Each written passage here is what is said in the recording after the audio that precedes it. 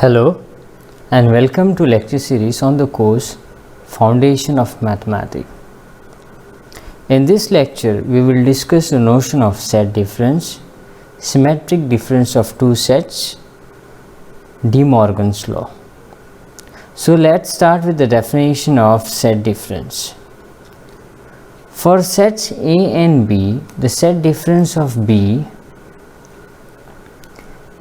from the set difference of B from A is defined to be the set, it's denoted in this notation A difference B.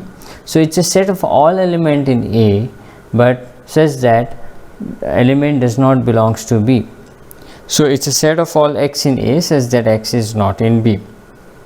So thus if x belongs to A difference B, if and only if x belongs to A and x does not belongs to B. Here is the geometrical view of A difference B. Suppose we have a universal set and in that we have two sets, so A and B. Now how would you say A difference B or set difference of B from A? So that is this shaded part you can see. So element coming from this part only is same as saying that element coming from A difference B or set difference of B from A. So next we see some example exercise. For a set A, what is A difference A? So when do we say that x belongs to A? So first I would try to evaluate this. When do we say that x belongs to A difference A? This basically would mean x belongs to A and x do not belongs to A.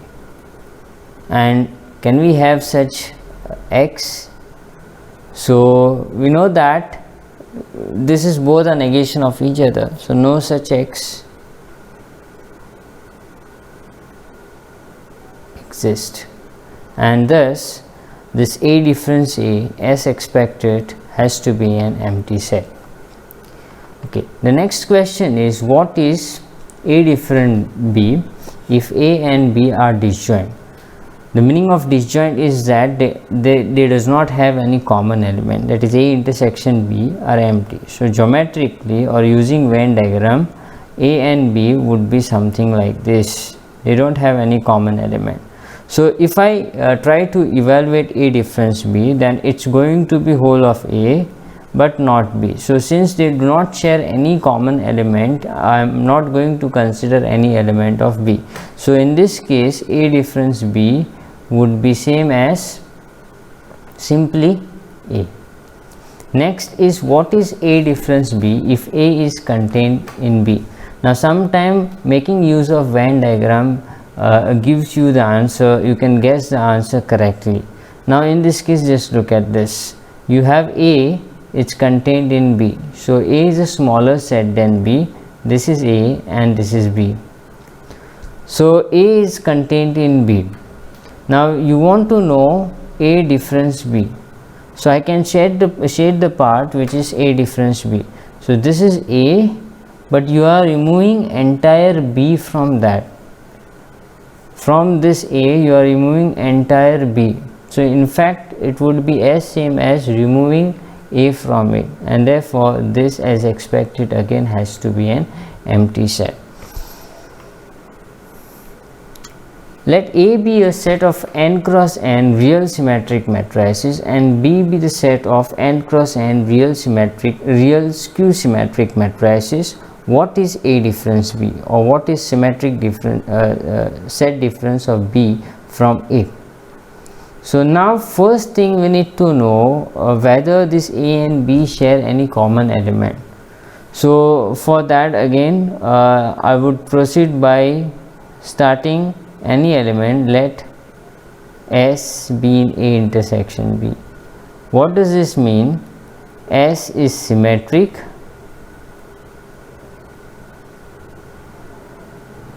and S is skew symmetric in R. It's a real skew symmetric matrix. So that is, we use the definition of being symmetrics, S transpose is equal to S, and here since it's a skew symmetric, S transpose is equal to minus S. Now just look at this, the left hand side is same, so the right hand side should be same, hence we should have S is equal to minus S, which basically says that S plus S is equal to 0, and that says that 2S is equal to 0. By the way, here this 0 means n cross n matrix. So this is an n cross n matrix, and this says that S has to be a n cross 0 matrix. So only element which is common in both A and B is this element, that is 0 element. So what would be A difference B? So A difference B is going to be the whole set A, not B. Okay, and since 0 is the common element for both of them, you actually remove that common element. Basically from this diagram what we can see is that the same A difference B can be written as set of all A but not set of all element in A but not in B, or but not in A intersection B, because A intersection B is in fact a smaller set containing both this A and B. So it's as same as saying removing the intersection part from A. So here we would remove that intersection part. So A difference B will be same as A except the 0 element, because that is common for both. Next we see the symmetric difference of sets. For A and B, symmetric difference of A and B is defined to be the set. This is the notation. You can see A triangle B, A triangle B. It's same as saying set difference B from A union set difference A from B, that is A difference B union B difference A. So thus X belongs to this symmetric difference A and B if it belongs to one of A and B but not both, and it is clear from this diagram. So what does it says? First part is A difference B, that is this, the shaded region in the A, and union B difference A, this is B difference A. So if I take union, it is going to be union of A and B except the intersection part, and that's what we have taken this as an observation. A symmetric difference B can also be written as A union B difference A intersection B, and this you can very easily prove using the definition, this definition of symmetric difference and definition of union and intersection and difference of two set. Next, here are some exercise for you. First thing, you can very easily observe through diagram these two things, and in fact you can prove this using the definition of symmetric difference. The symmetric difference is commutative, that is A symmetric difference B is same as B symmetric difference A,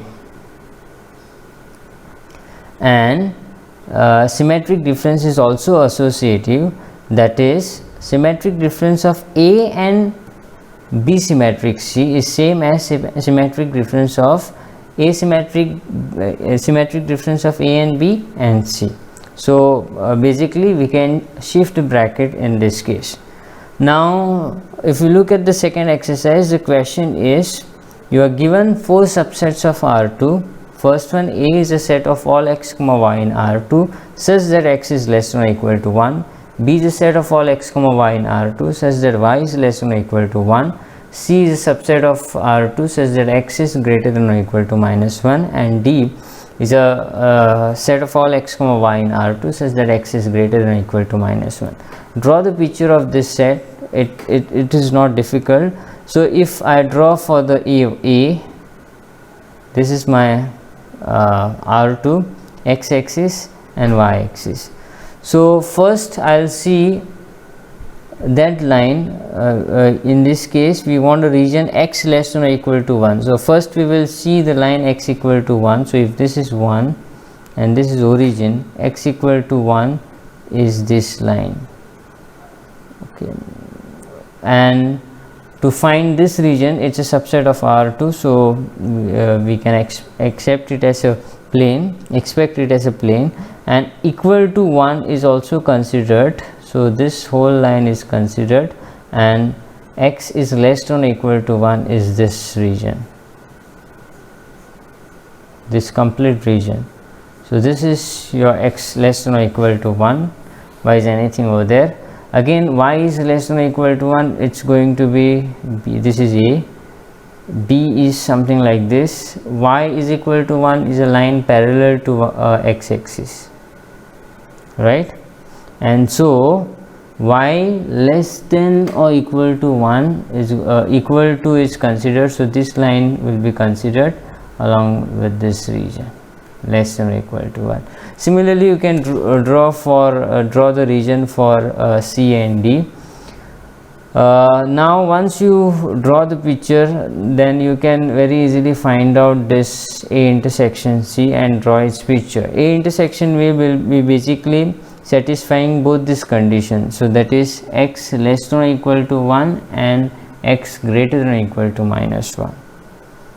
Okay, so x greater than or equal to minus 1, if I draw it from here, it is going to be if this is minus 1, it is going to be this part. This is my C. Okay, and so you see the intersection is something that you can see in red. So this whole strip, rectangular strip, you know, the vertical infinite strip is a picture of A intersection C. So it's a set of all x comma y in R2 such that x is less than or equal to 1 and x is greater than or equal to minus 1. Show that the union of this 4 set is R2. That you can again very easily prove it through the picture. Through the picture, I mean, you can easily guess it, and to prove it you need to use the definition of this set. Can you choose two of this set whose union is R2? So that I would leave it as an exercise. What is A difference B? A difference B. So if this is A, my old one, and this is B, A difference B is again going to be a subset of R2, but you can just remove what is common from this part, okay, and what is their symmetric difference. So that also you can observe through picture. Complement of a set. So complement is basically set difference of universal set and the given set. Now what is termed as a universal set? Whenever we consider a set, its elements are chosen from some set which we call the universe or the universal set. Like when we are working in the system of real number, we consider the set of real number as our universal set, and with reference to that we construct all the subset of R. And when we go to the advanced level of complex analysis, we consider the universal set as a set of complex number, or even when we go to extended real field, we can also include that extended real line as the universal set. So if we know what is universal set, and if A is a part of that universe or universal set, that is if A is a subset of U, then the complement of A in U is written as A, this is the notation, A suffix A to the power C, and is defined as a set of all element in U such that X is not in A. So basically this is the symmetric difference of A from U. So if A is a subset of S, then we call the set S difference A, that is set of X belongs to S and X is not in A. This is again the set difference is a complement of A in S. Okay. So in this case, A complement is called as the complement of A in universal set U. If that universal set is not mentioned, we consider it as a complement of that set in U. Now this is an exercise. A is given to be minus 1 comma 1, so it is this interval on the real line. If this is minus 1 and if this is 1, the endpoints are not considered. So the question is find A complement. A complement is going to be this part, because you are taking the difference with respect to universal set, that is R. So what is a universal set in this case? It's a set of real number, and so the complement of A in R we are looking for. So if I see the complement, it's going to be this part including minus 1 as well as this part including plus 1. So that is I can write down this as minus infinity comma minus 1 closed 1 comma infinity union. So this is A complement. Similarly you can find for 1 comma 1. Yeah, I want you to find for this set 1 comma 1 C for 0 comma infinity,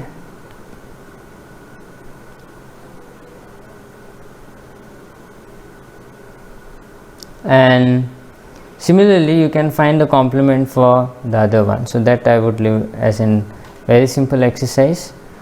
Okay, now here is a very important law which we use most of the time in set theory as well as in fact in other concept of mathematics as well. So suppose I have A and B as a two set in the universal set U, then the complement of intersection is union of their complement, and complement of union is the intersection of their complement. So that is A intersection B the whole complement is same as A complement union B complement, and A union B the whole complement is same as A complement intersection B complement. Okay, now so we would see the proof of this. This basically proof we deduce from the definition of A intersection B complement and definition of connectives. So when I have to show that these two sets are equal. So definitely I would proceed with the typical way of showing two sets equal. I would show first that this set is a subset of this and this set is a subset of this. So I'll prove the first one. The second one could be proved in a very similar manner.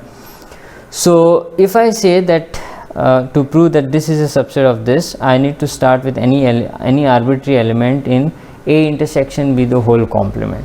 So let X belongs to A intersection B the whole complement. What basically does that means? That X is not in A intersection B.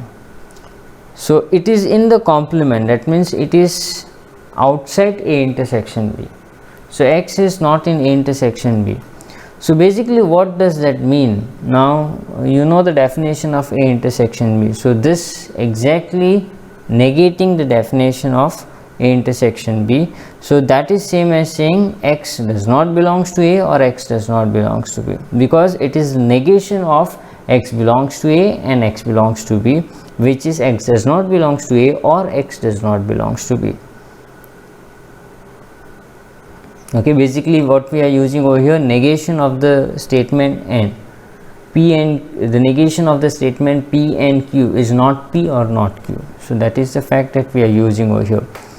So now what do you mean by saying X is not in A? If X is not in A, then X is outside A.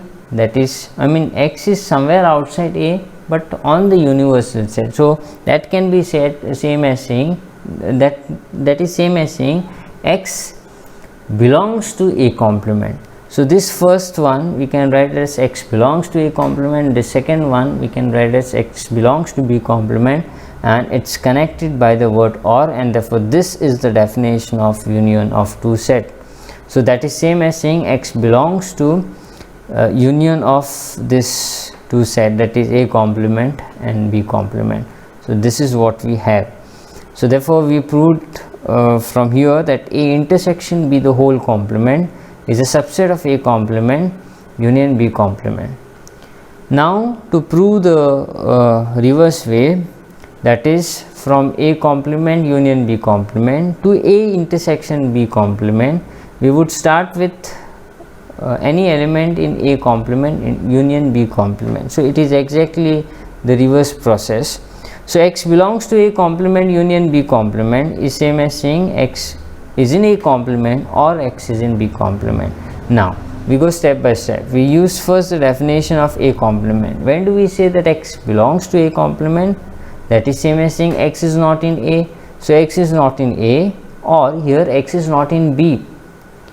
So this is what we have, but we know that this is the negation of the statement x belongs to A and x belongs to B. So this is negation of x belongs to A and x belongs to B. So what we are exactly trying to say that x is not in A intersection B. This is actually same as saying x belongs to A intersection B. So if I negate that definition, that it is going to same as saying x does not belongs to A intersection B, and hence x belongs to A intersection B the whole complement.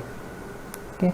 So this always follows trivially. Whenever I say that x belongs to does not belongs to A, this is same as saying x belongs to A complement, and x belongs to A complement is same as saying x is not in A. So that goes those both statements are equivalently by the definition of complement of set. So the second one, so we prove from here that A complement union B complement is a subset of A intersection B the whole complement, and hence from both this statement which we have proved, we have there we have that A intersection B the whole complement is same as A complement union B complement. Second one, you can try it in a very similar manner, and so I leave it as an exercise. Now the question, the first proof or the first equivalent statement in set theory, we have this. Given two sets A and B, show that the followings are equivalent. A is a subset of B is same as saying A union B is equal to B, which is same as saying A intersection B is equal to A, which is same as saying B complement is contained in A complement. So to show that these statements are equivalent, we follow the cyclic way, that is I would be showing that A implies B, B implies C, C implies D, and D implies A. So that follows from here that the statements are equivalent. So we first prove that A implies B.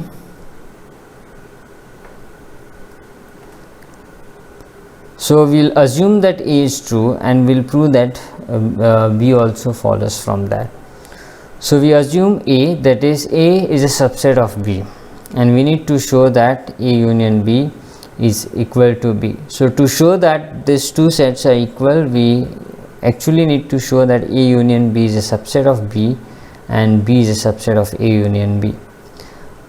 Okay, but one among this follows trivially, vacuously true, that is this, because A union B is this entire set, okay, and B is this set, smaller set. So B obviously have to contain in A union B, or A is also contained in A union B for that matter, but I am using right now that B is contained in A union B as I want to show that they are equal. So this is always true, and so only thing we need to show that A union B is a subset of B. So we prove this in a typical way. I'll start with any element in A union B, and I'll show that it eventually belongs to B. So let X belongs to A union B. So by definition X belongs to A or X belongs to B. If X belongs to B, now whenever we have OR, basically it means that either of this statement or both are true. So we would prove that, we would consider these two cases and we would prove our claim, because OR means we want to know which statement exactly is true, or from here can we get to the claim.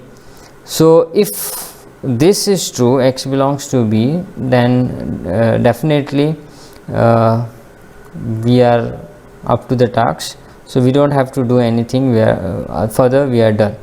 And if X belongs to A,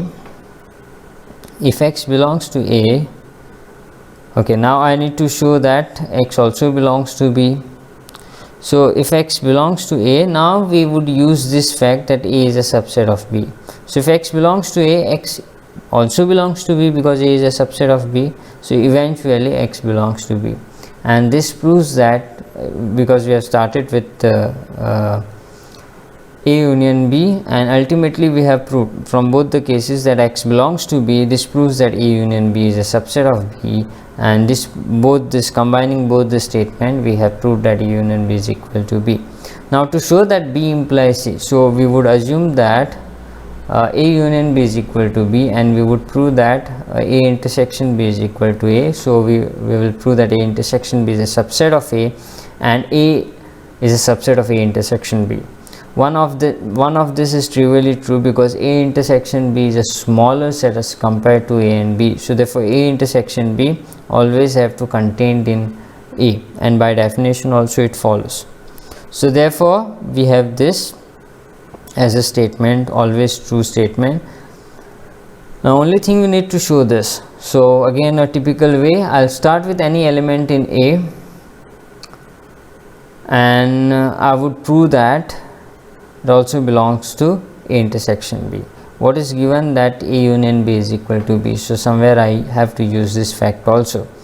So now X belongs to A. From here because I want to get this into picture, I want to show that X belongs to B, and that would ultimately say that X belongs to A as well as X belongs to B. So this implies that X also is in A union B, because A union B is contain A. So X belongs to A union B, and now since you know that A union B is equal to A, we should have X belongs to B, and that follows that we have proved what we want to, because we started with X belongs to A, and now you are also saying that X belongs to B, and that says that X belongs to A as well as B, and therefore A intersection B is a subset of A, and this proves that A intersection B is equal to A.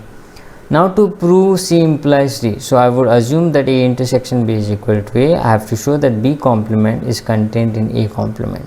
So this is a subset, so I would follow the definition of subset. I'll start with any arbitrary element in B complement. I have to show that eventually it is an element of A complement also. So basically what we need to show that X also belongs to A complement. So let us try contradiction over here. So suppose X belongs to A complement is not true. So that SM is saying X is in A, right? Because if you are saying that X belongs to A complement is not true, then X have to be in A. So if X is in A, from the definition X also belongs to A intersection B, because A is equal to A intersection B from the hypothesis, and therefore this says that, so what is we are looking for the contradiction. So this implies X belongs to A as well as X belongs to B, but X belongs to B is a contradiction to the fact that X belongs to B complement, which says that X is not in B, and therefore this contradiction forces us to conclude that our assumption that X belongs to A complement is not true, is false, and therefore X belongs to A complement. So if X belongs to A complement, we have started with X belongs to any we have started with any element in B complement, and gradually we have proved that X belongs to A complement, proving the fact that B complement is contained in A complement.